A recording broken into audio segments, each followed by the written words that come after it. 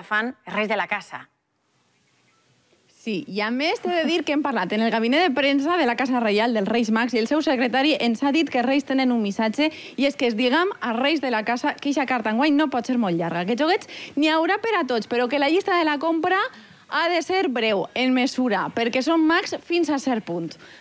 Dit este missatge de Reis Mags, consells que podem donar als seus ajudants és que comencen a passar ja per les jogueteries, perquè ara tenen tot l'estoc, tenen tota l'oferta de joguets que els xiquets puguen imaginar i no ens anem a trobar en el drama que passa tots els anys d'este joguet està agotat. És el moment d'anar d'establiment en establiment i sobretot comparar preus. I per què és el moment també d'anar? Perquè ens anem a trobar sorpreses que venen en forma d'estos cartellets d'oferta. Són rebaixes de preu de productes que en les jogueteries als quals els volen donar eixida i poden fer-nos una rebaixa en el preu d'entre el 20 i el 60%, que això sempre resulta atractiu.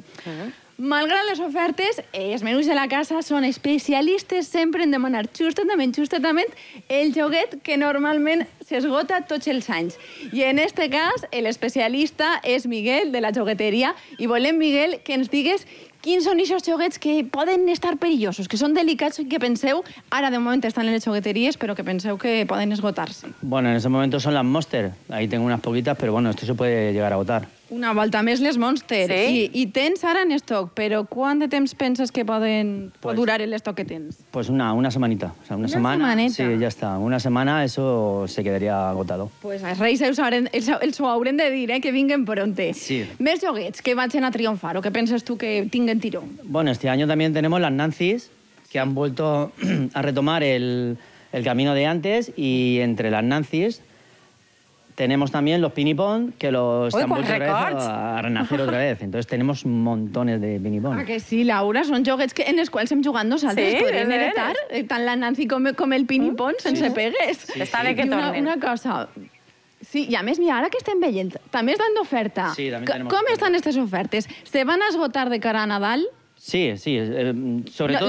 Les ofertes, perquè jo no sé si de cara a Nadal s'acaben aquestes ofertes i pugen els preus.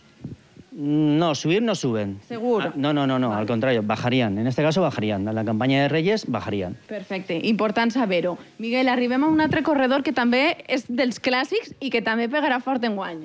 Sí, este año también son los Playmobil, que este año han vuelto otra vez a retomar el mismo camino del Pinipón y de las Nancy's. También lo tenemos por el tema de los Juegos Olímpicos, que tenemos, hay bastante variedad de los Playmobil.